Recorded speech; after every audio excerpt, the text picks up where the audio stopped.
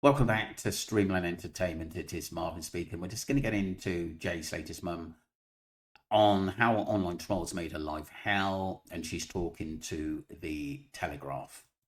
Familiar with Jay Slater, the 19-year-old apprentice bricklayer who went missing in Tenerife on his first holiday abroad by himself last year and was later found dead. What you might not know is the nightmare his family have had to endure at the hands of vile online trolls. On today's Daily Tea, I'm joined by Jay Slater's mum, Debbie Duncan. There were just that many conspiracies about it's not Jay and obviously his injuries. Although he got, the video, going back to the video, he was stabbed on a beach and there were one about him being shot. And I just thought, you know what? As awful as it is for us, and we need to do it. We need to get the facts out there. Debbie Duncan, lovely to see you in the Daily Tea studios, although it's always really difficult doing these interviews because we're talking about a personal and family tragedy for you. And it's not been long since Jay died. How have you all been doing in the time since? Gosh. Well, obviously we're over a year on, but it just feels like time stood still, really. It's not been an easy ride. It's just feels like yesterday, really. It's just all so raw because we've had obviously inquests and things to wait for. And we're going to be talking about how difficult people in the online world have made your lives on top of what has been the most horrific thing a parent can ever experience, to be honest. It's always struck me that you've always wanted to say in interviews that you don't want Jay to be remembered by his death, but by his life. Exactly. So tell us what he was like. He was just a typical 19-year-old. He worked hard and he played hard and he saved. And he was just so looking forward to his first holiday on his own. He'd started going to festivals and travelling about, he was just so excited about it. A cheeky chappy with a big personality. He was, yes. He had a massive personality. He was very popular, very loved. He was... People like to be in Jay's company. I mean, she does make some good points about Jay as well. Like I said, I don't think he was no angel, but I do think a lot of the people around him were jealous of him as well. I really do think that. And jealousy can do, even though it wasn't just about that, jealousy can make you do some really evil things. From being at a young age up to when he went away. And he goes away to Tenerife in June 2024 on a first holiday without you guys? First holiday without us watching over him, yeah. Excited, presumably? Excited, very excited. First festival abroad as well, so, yeah. He's doing what any 19-year-old used to do with his summer, right? Just go out, have some fun, have a few drinks, enjoy life. Yeah. You see him off at the airport, everything's okay until the moment, and I'm sorry to ask you to relive it briefly, Debbie, until the moment his friend Lucy calls you. Just tell me about that moment. Obviously, I've been in touch with Jay since he landed, spoke to him every day. I'd spoke to him on the Sunday evening, and then I was at work on Monday, and I got a phone call from Lucy Monday after. We've got to remember the Sunday evening, he did say he's going to take it easy that day, possibly because he'd been sort of raving hard the sort of couple of nights before. So it was a bit of a weird one when we saw the picture of him in the nightclub, and obviously Debbie seeing that fake picture of him in the back of the car, or if it was him, he was in a seriously bad way. Afternoon. And was he even conscious? Jay's gone missing. What do you mean, Jay's gone missing? Well, we were all out. He's gone off somewhere, and he's miles away. And I mean, she were absolutely distraught, obviously. But I mean, she'd done the right things at the time. I just wish she'd have called me a bit earlier, but she was petrified. I don't know. I just don't know. Basically, I think that if my friend was in trouble, I know obviously I'm not Lucy's age, but I would call the mum straight away just in case she's heard from Jay, whether she's had a phone call. But didn't basically if she was looking for him basically all morning and didn't contact Debbie till what, late afternoon? I just think, I don't know, that's a big red flag to me, because it's certainly someone who's speaking logically wouldn't have done that. I'd. Well, probably afraid that they'd all get in trouble. Why have they lost? Well, I track of think him? it was just a case of Jay was, he loved meeting other people, and he'd often wander on a night out talking to different people. So I think it was just, well, he's just going to turn up, he's just going to make his way back. But then obviously in that short space of time that morning, when she knew, how far away he was, but I think she was just frightened of telling his mum as well. Yes, of course. So it would. The thing is, she knew where he was. And basically she lied, I personally think, about where she was in many statements, which should have been looked into, I think. It was just sheer panic. She'd already contacted the consulate, so that's what I did straight away. Phoned the British consulate in London. They'd already had a record of it. They advised me to report it to our local police, which I did. And then they said, we'll send somebody round to speak to you. So I couldn't even drive home. It were awful. My boss drove me home, and my other sons that came round. But it's a bit of a blur, really. Sat there thinking, what do we do? No. And I just said to Zach, it got midnight. I kept ringing his friends in Tenerife. Is there any update? And then it would just, let's just get out there. So. Of course. So initially, you understood that he had been out for this night out, that he'd left in the early hours, he'd got in a car with a couple of blokes he'd met, gone to an Airbnb 14 miles away. He'd had this last conversation with Lucy. He hasn't got any water. He's on 1% battery. He thinks he can walk back to there. But it's just a laugh a minute. It really is. That story of him just walking off with no water. Why didn't he charge his phone? Why didn't he go and wait until the cafe opened? Why didn't he wait for the bus? These are simple things to do. It didn't make sense why he would completely walk off the other way where he didn't know where he was going. Original destination. Yeah. She advises him against that. I'm spelling it out like this because it's a completely sort of plausible set of circumstances. When this first came to the public's attention, I think any mother could completely identify with you and say, there for the grace of God go I. Anyone with a son or a daughter who likes going out partying can appreciate that if they've had a bit too much to drink or something else, they may make decisions that aren't particularly wise in the heat of the moment. Yeah. Are you at this point, Debbie, thinking, okay, he's gone off somewhere, he might have even shacked up with a girl, who knows? Yeah. He's going to turn up. Yeah, that's what we were thinking.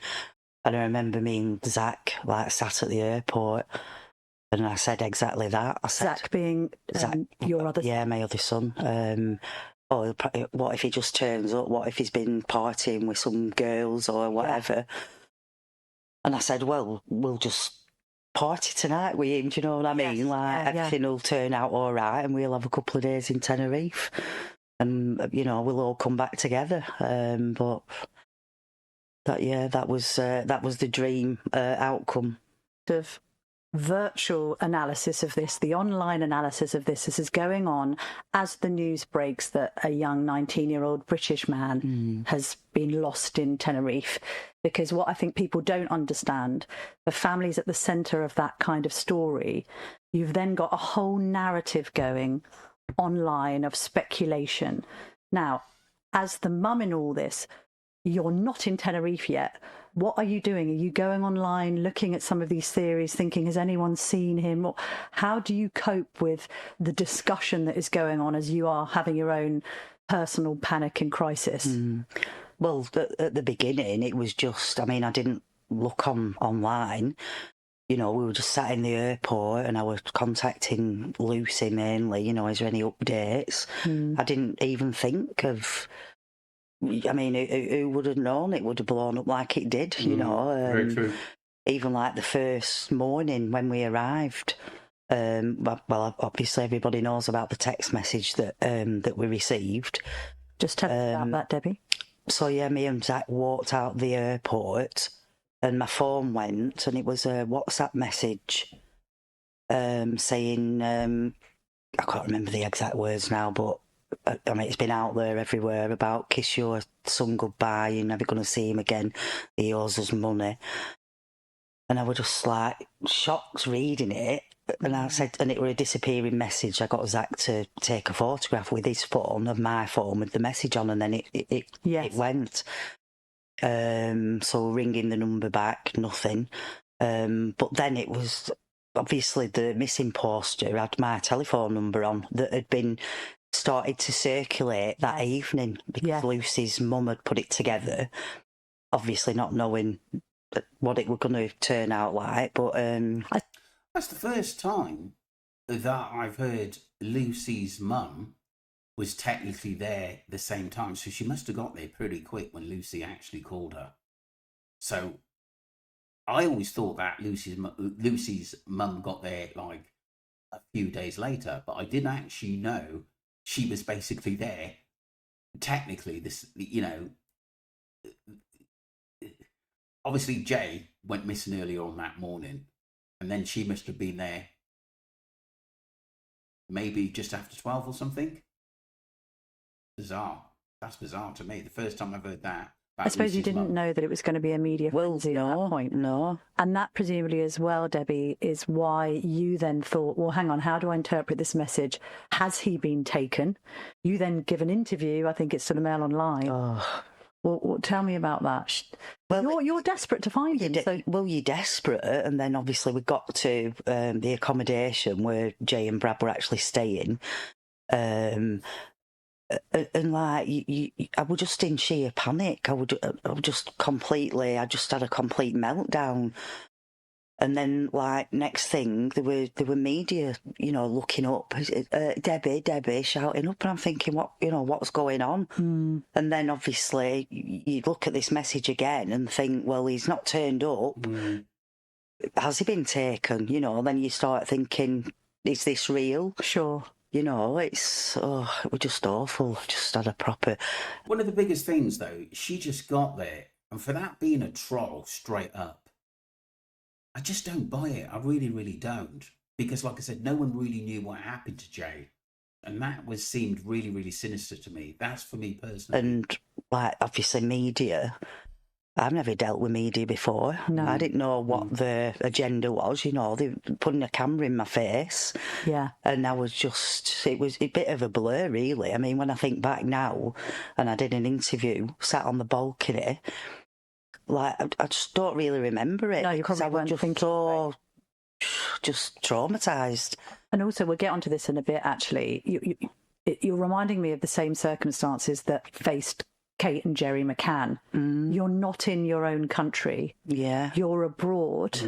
You're desperately searching for a missing child, albeit of different ages, but it's the same principle. Yeah.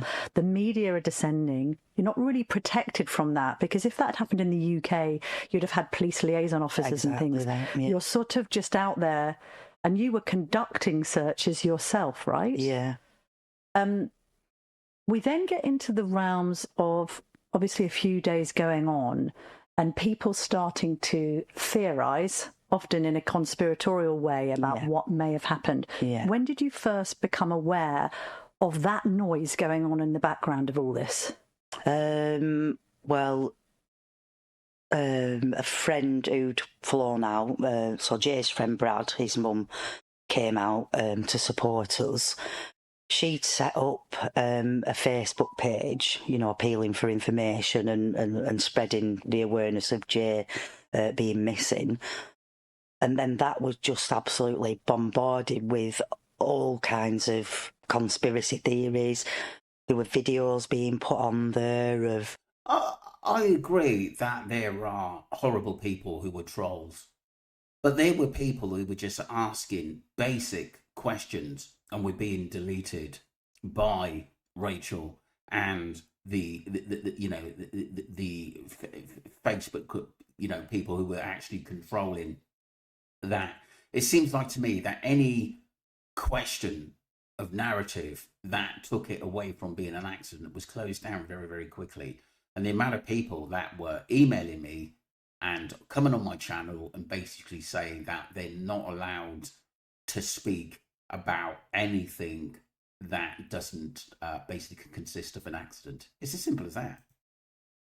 And circled, like, is this a body? And there was a video that was circulating of a beach. It was beach footage, and there was like voices, and they were saying, JJ, you said he wasn't going to get stabbed, and it was obviously nothing of the sort. Them words were just, put over the video. There were other videos. I mean, there were footage in the club where Jay was on the Sunday evening, like late into Monday, and there was actually somebody that was at the festival videoing his friends. That got out. That got put all over social media.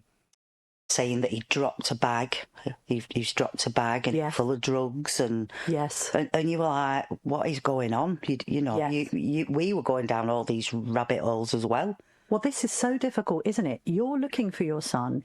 You therefore want to follow any lead that you can. Yeah. But people. Yeah, but if we remember, it's only when MWT actually came out and said basically that there could be rugs involved into this, and there are a lot of high-profile criminals out in Tenerife, and this could be rug-related, that people started to suspect that there's more to this than meets the eye, and what the media was saying as well.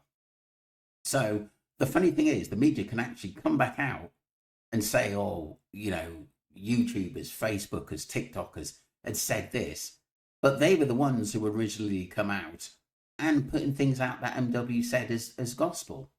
And yet they can come out, interview Debbie as though nothing has happened. It's really, really bizarre. So one rule for them and another for us. People are just publishing stuff online with impunity. Some of it is valid. His last moments at the nightclub, for instance.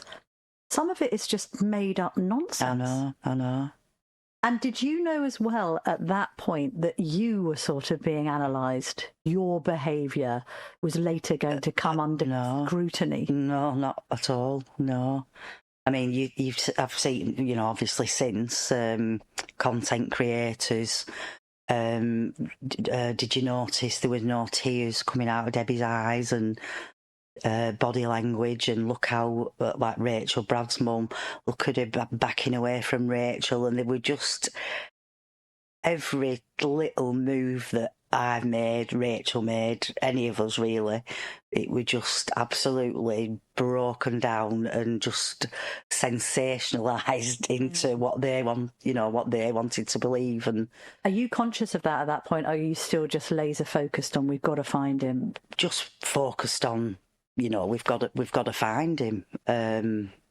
But it was difficult. Of course, and it's a distraction. Yeah. I mean, and other people who were more legitimate, not online sleuths and things, did try and come and search the terrain near to where he made the last phone call. Yeah. Right? So there are people legitimately helping you. Yeah.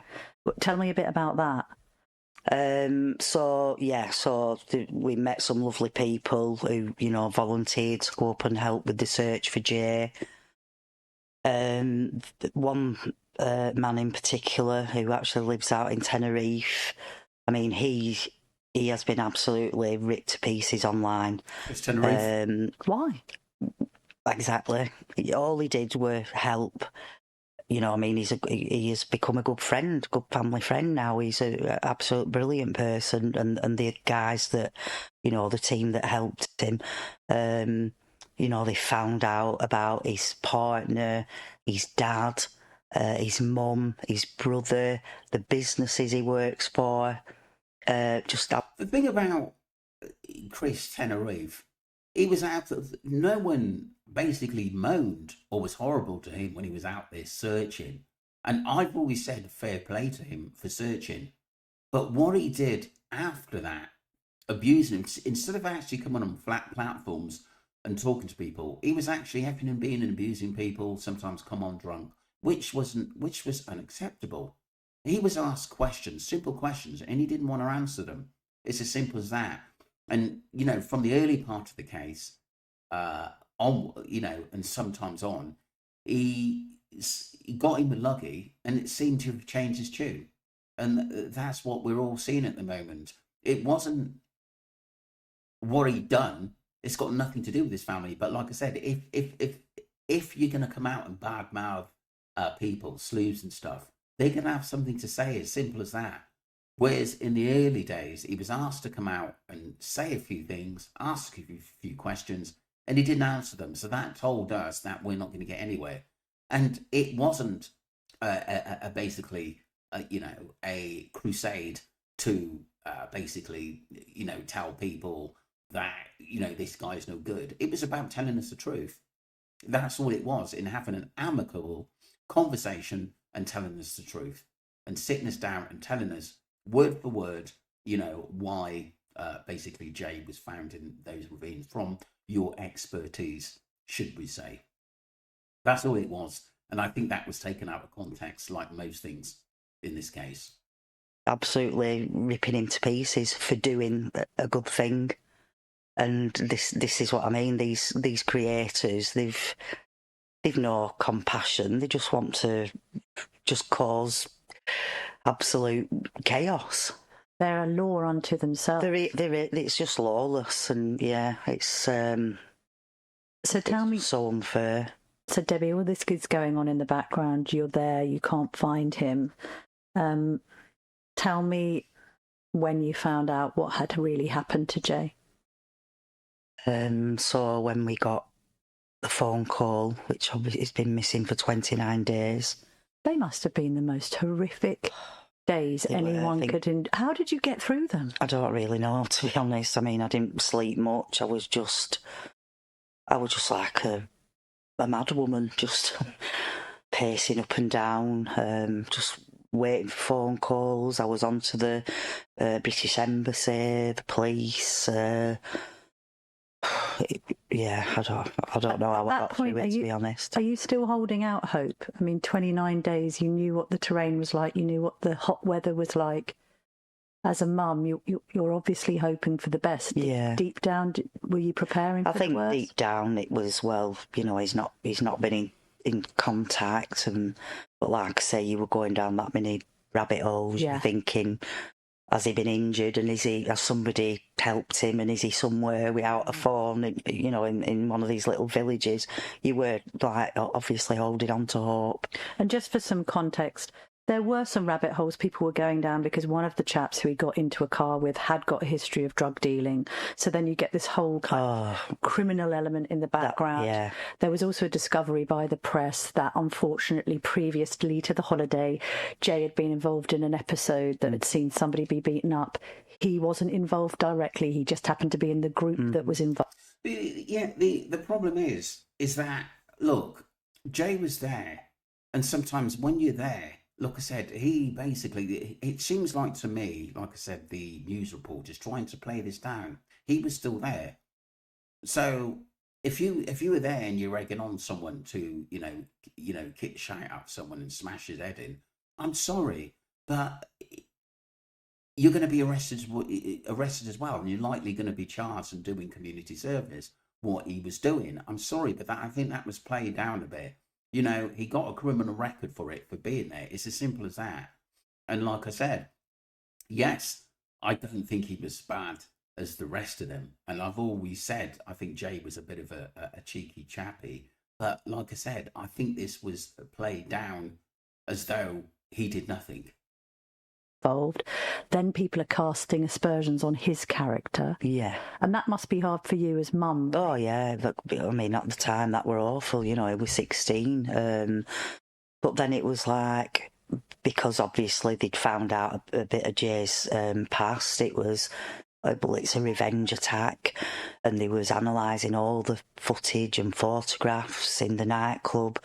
always there. This is him, and yeah, and then like you say, the two guys, obviously his identity was exposed, and he was a convicted drug dealer. So then The thing is that if MWT didn't dig them out, why were Abe and Rocky, who didn't really want to be known in this case, and that technically, if they had talked to the police, the police say you were right to go. If it wasn't for MWT digging them out, and for MWT talking to Lucy Brandon Brown, we would have never known who they was. So it could have been just one of those cases. Well, we don't know who we really went back with. We didn't know these guys were ex-criminals at the end of the day, and it's not talked enough about by Debbie of her thoughts about these people. She keeps saying, "Oh, question them," whereas she should be the one, and Warren should be the one questioning them and getting their stories. And I don't think they fully have understood why Jay went back there, or apparently went back there. it all, it's all about drugs, and Jay went over to Tenerife, and then it got us, as far as, well, Debbie knew what he were going for, and you're part of some criminal conspiracy. I knew all about it, and he were going to reappear. That were one story. He were going to reappear somewhere.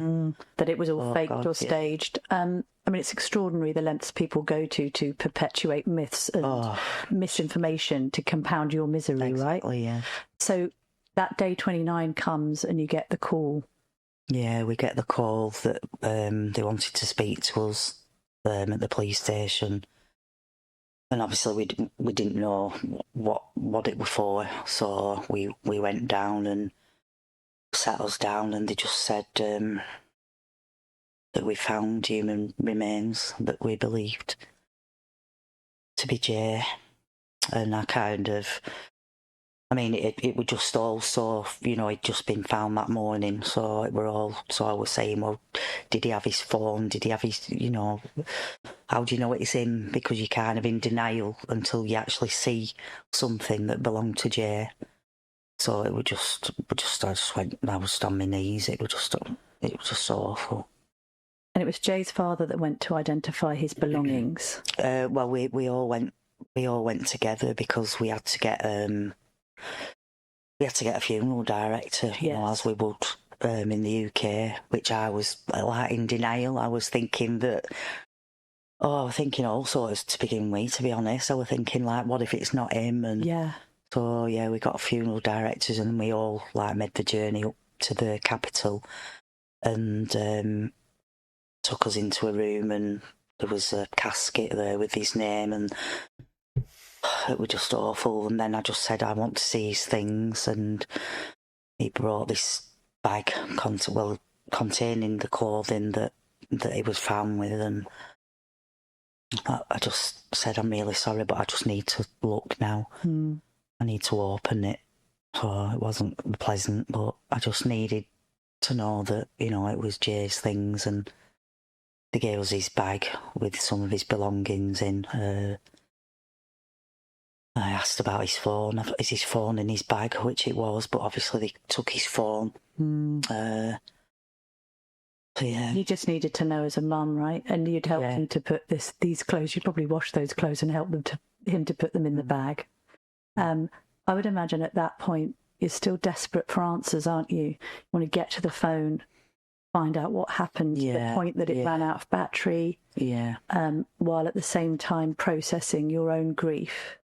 Now, to compound matters, your son's body's been found. It's been found with his phone and his other possessions. And yet then you're exposed to more vile conspiracy theories.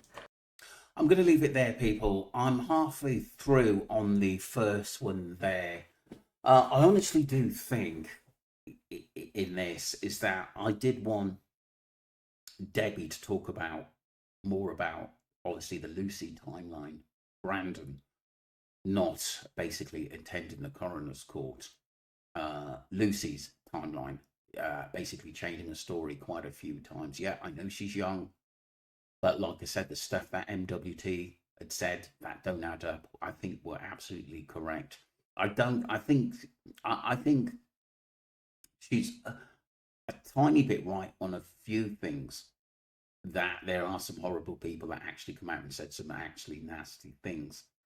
But these things, the questions that I think that should have been answered by the accident crew and the friends have never been answered, and they've just gone quiet on it. And you've got to ask yourself why. If they'd come out and said, look, this is what happened, I don't care whether people believe me or not, this is my story, I think people would have had a lot more respect for Brandon, for Lucy, and for Brad.